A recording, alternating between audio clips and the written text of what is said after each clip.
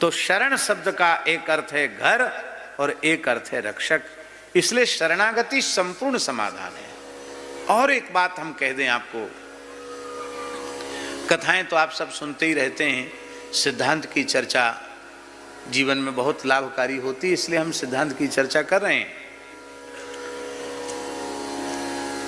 कर्म का बंधन इतना जटिल है कि किसी भी प्रकार से, किसी भी कठोर से कठोर साधन के द्वारा भी उस बंधन से छूटना असंभव तो नहीं है। असंभव होता तो उन साधनों का निर्देश उपदेश ही शास्त्रों में क्यों किया जाता? महाराज जी, ज्ञान कर्म उपासना, ये जो साधन की त्रिपुटी है, इसका निरूपण क्यों किया जाता है? सांख्य है, योग है, ज्ञान है, कर्म है, इन सब का निरूपण जीवों के परम कल्याण के लिए ही है। संभव नहीं है ये बात नहीं है। संभव नहीं, संभव होता तो उपदेश ही क्यों होता? पर हम जो बात कह रहे हैं उस पर बहुत ध्यान दें। इन साधनों में दोष है ऐसी बात नहीं है। साधन तो सब निर्दुष्ट हैं, पर समय की विकट परिस्थिति ऐसी है कि इन साधनों का, केवल साधनों का आश्रय लेकर हम कर्म बंधन से मुक्त नहीं हो सकते।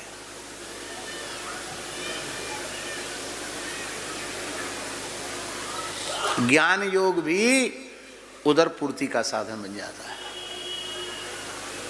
कर्म योग भी यश कीर्ति पद प्रतिष्ठा मान बढ़ाई की प्राप्ति का साधन बन जाता है, भक्ति योग भी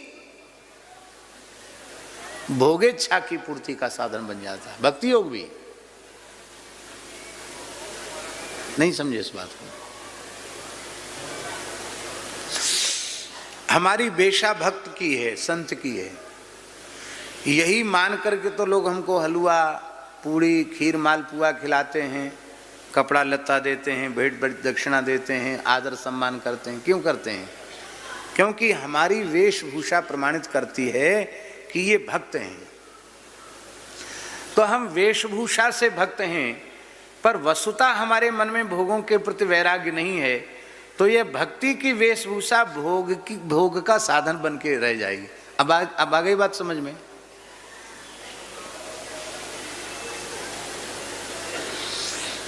तब जीव का कल्याण कैसे हो? कर्म बंधन से जीव कैसे मुक्त हो? इसी को गोस्वामी जी ने कहा, छूटे मल की मलही के धोए, घृत की बाव की में बारी बिलोए। कैसे कर्म बंधन से मुक्त हो? उसका एकमात्र साधन है भगवान की शरण। क्या साधन है? शरण। इसलिए शरणागति को महाराज जी ज्ञान से, कर्म से और भक्ति से भी उत्कृष्ट प्रपत्ति को माना गया, शरणागति को माना गया। प्रत्येक साधन में साधनांतर के सहयोग की आवश्यकता है, किंतु शरणागति में किसी साधनांतर के सहकार की, सहयोग की कोई आवश्यकता नहीं। शरणागति जीव का स्वतंत्र साधन है उसके कल्याण का, स्वतंत्र साधन। अब कैसे जीव शरणागति से कर्म बंधन से मुक्त होता है, इसकी थोड़ी सी चर्चा हम कर दें।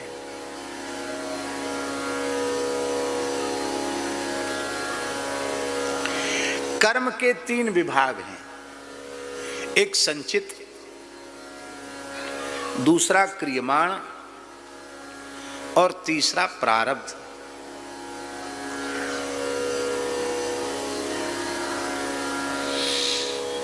कई जन्मों के शुभ अशुभ कर्म जो इकट्ठे हैं, एक ढेर लगा हुआ है, वो तो हुआ संचित। जो इस वर्तमान जन्म में भोगने के लिए शुभ अशुभ उस संचित में से एक अंश निकालकर इस वर्तमान जीवन में भोगने के लिए जो निश्चित हो चुका है, वो है प्रारब्ध। और जो इस वर्तमान शरीर से हम शुभ अथवा अशुभ कर्म कर रहे हैं वह है क्रियमाण।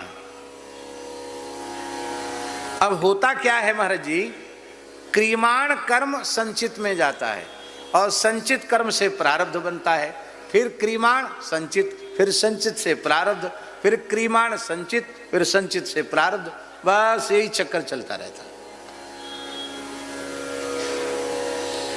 क्रियमाण बंद होने नहीं है। नहीं कश्चित क्षणमपि जात तिष्ठत्य कर्म कृत, एक क्षण भी आप बिना कुछ किए रहोगे नहीं, कुछ ना कुछ तो करना पड़ेगा। या शुभ होगा या अशुभ होगा, या विहित कर्म होगा या निषिद्ध कर्म होगा, वो क्रियमाण संचित में जाएगा और संचित से प्रारब्ध बनेगा। छुट्टी मिलेगी कभी?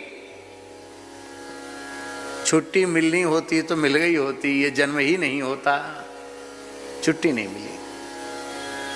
क्या उपाय है, क्या साधन है? सबसे पहले संचित नष्ट होना चाहिए। वो इतना बड़ा गोदाम है, इतना बड़ा गोदाम है, इतना बड़ा गोदाम है कि यदि ईमानदारी से उस पर विचार करो तो महाराज जी सुमेरु भी उसके सामने हल्का सिद्ध हो जाएगा।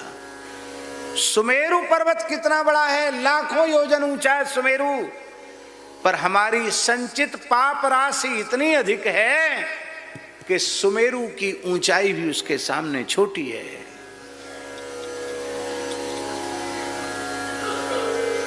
लाखों जन्म तक साधन करें तो भी संचित हमारे साधन से भस्म होने वाला नहीं। बिलपत्र चढ़ाते हो, रोज चढ़ाते हो, क्या बोलते हो? त्रिदलम त्रिगुणाकारम त्रिनेत्रम च त्रिधायुधम त्रिजन्म पाप संहारम बिल्वपत्रम शिवार्पणम। कितने जन्म? त्रिजन्म। अब तक 3 ही जन्म हुए हैं क्या?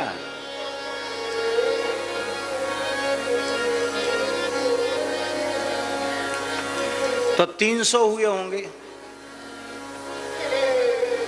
3000 हुए होंगे, 30,000 हुए होंगे, 3 लाख हुए होंगे, 3 करोड़ हुए होंगे। अरे नाराम जी, लाख करोड़ नहीं, असंख्यों जन्म हो चुके हैं, कोई गिनती नहीं।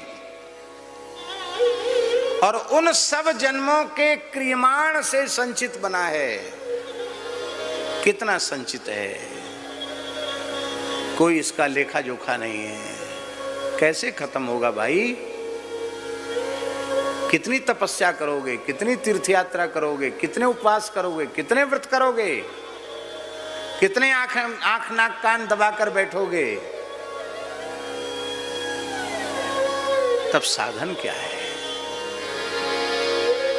सन्मुख होए जीव मोहि जबहि, सन्मुख होए जीव मोहि जबहि, जन्म कोटि अघनासहि तब,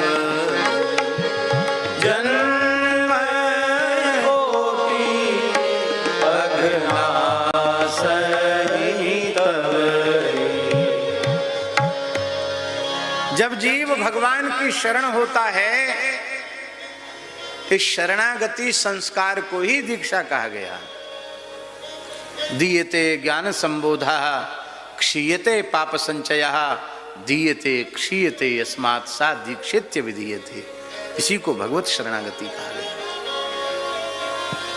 इसलिए हमारे यहाँ साधु में शरणागति कहते थे। आपको कब शरणागति मिली? कब आप गुरु महाराज की शरण आए? कब रघुनाथ जी की शरण आए?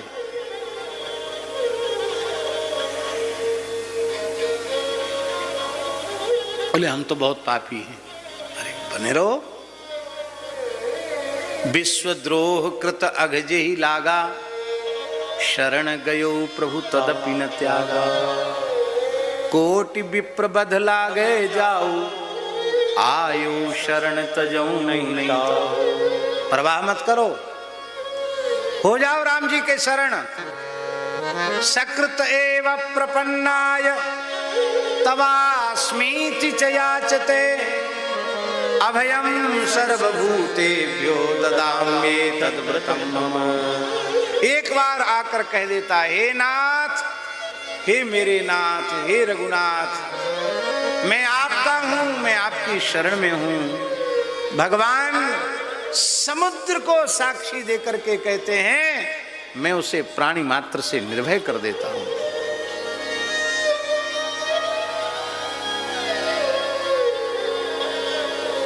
संचित भस्म हो गया। शरणागति से संचित भस्म हो गया, बहुत बड़ी समस्या का समाधान हो गया। लो, जो लाखों जन्मों की तपस्या से, यज्ञ से, तीर्थ यात्रा से संभव नहीं था, वो केवल भगवत शरणागति से हो गया। अब महाराज जी बचा क्या? अब बचा क्रियमाण। क्रियमाण होगा तो संचित बनता रहेगा, पर भगवत शरणागत होने के बाद महाराज जी क्रियमाण पवित्र हो जाता है। कैसे होता है?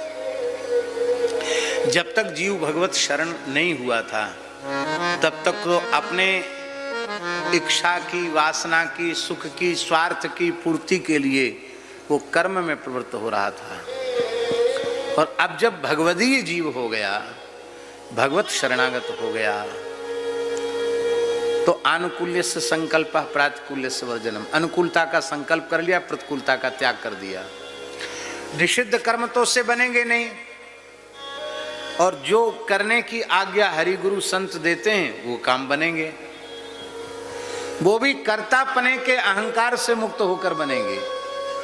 वैष्णव महाराज जी जब करता है तो वह समझता है कि मैं करता नहीं हूं, करता राम जी हैं और कारयिता भी राम जी हैं। करने वाले भी राम जी और कराने वाले भी राम जी। और करने के बाद कर्तापने के अहंकार से मुक्त होकर करता है, विहित कर्म करता है, भगवान की प्रसन्नता के लिए करता है, और करने के बाद श्री सीता रामचंद्रार्पणमस्तु, श्री राधा कृष्णार्पणमस्तु, श्री लक्ष्मी नारायणार्पणमस्तु। जो भी अपने आराध्य उपास्य हैं उनके चरणों में उसको निवेदित कर देता है। अब क्रियमाण संचित में जाना, संचित खत्म हो गया, अब क्रियमाण संचित में जाना नहीं है, वो पूरा का पूरा राम जी के चरणों में चला गया। अब बचा क्या? केवल इस देह का प्रारब्ध बचा, केवल इस देह का प्रारब्ध बचा। और उस प्रारब्ध का समाधान कैसे होगा?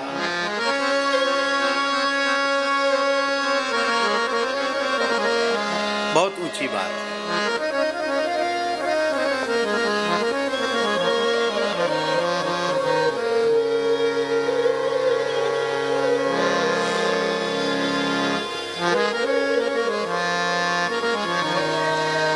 प्रारब्ध का भोग भक्त कैसे करता है?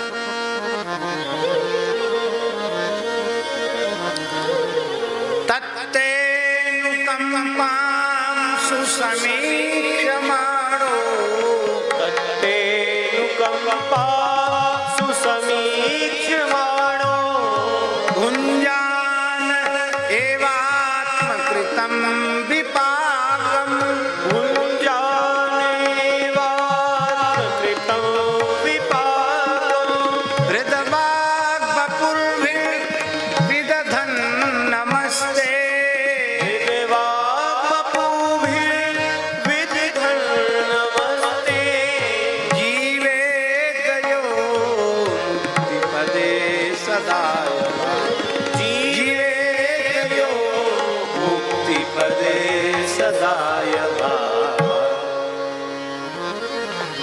ये है युक्ति।